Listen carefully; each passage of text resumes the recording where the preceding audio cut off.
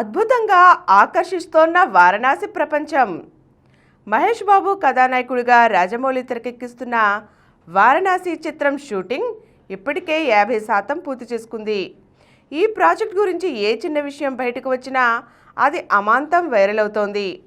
తాజాగా ఈ cinema sets ఫోటోలను చిత్ర బృందం విడుదల చేసింది. అవి వెంటనే అందరి దృష్టిని ఆకర్షిస్తున్నాయి.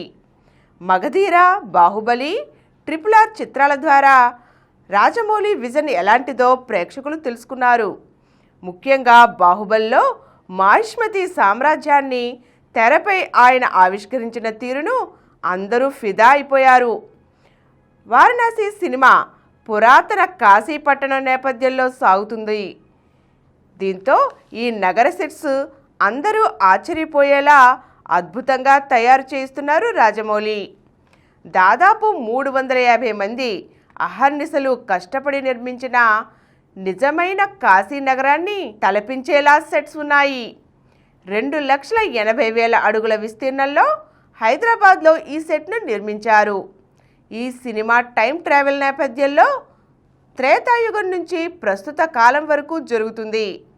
కాలక్రమేణా ఈ పట్టణం ఎలా పరిణామం చెందుతుందో ఆ విధంగా సెట్ డిజైన్స్లో మార్పులు చేస్తున్నారు.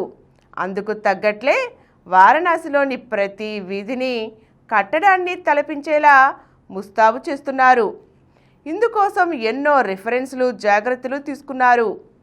వారణాసిలో కాశీ సెట్లో రత్నేశ్వర్ మహాదేవ్ ఆలయం హైలైట్గా నిలవనుంది.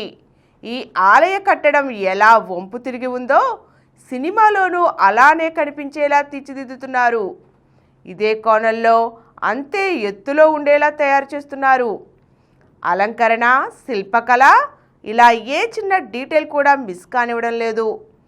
దాదాపు 1,300 కోట్ల భారీ బడ్జెట్తో తెరకెక్కిస్తున్న ఈ సినిమాలో రుద్ర పాత్రలో మహేష్ బాబు కనిపించనున్నారు.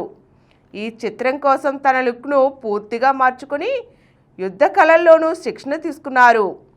పృథ్వీరాజ్ సుకుమారన్ కుంభ పాత్రలోనూ, ప్రియాంక చోప్రా మందాకినిగాను కనిపిస్తున్నారు. దుర్గా ఆర్ట్ బ్యానర్పై KL నారాయణ నిర్మిస్తున్నారు. ఈ చిత్రాన్ని 120 దేశాల్లో విడుదల చేయడానికి సన్నాహాలు జరుగుతున్నాయి. వచ్చే ఏడాది ఉగాది సందర్భంగా ఏప్రిల్ 7న ప్రేక్షకుల ముందుకు రానుంది. ఈ కార్యక్రమం మీకు ఎంతో నచ్చింది కదా. ఇటువంటి మరిన్ని వీడియోల కోసం అనతి కాలంలోనే 21 కోట్ల వ్యూస్ సాధించిన సమరం ఛానల్స్ సమర్పించు సమరం సినిమా ఛానల్కు సబ్స్క్రైబ్ చేయండి, లైక్ చేయండి, మీ ఫ్రెండ్స్కి షేర్ చేయండి. అలాగే ప్రక్కనున్న గంట సింబల్ని ప్రెస్ చేయడం మర్చిపోకండి.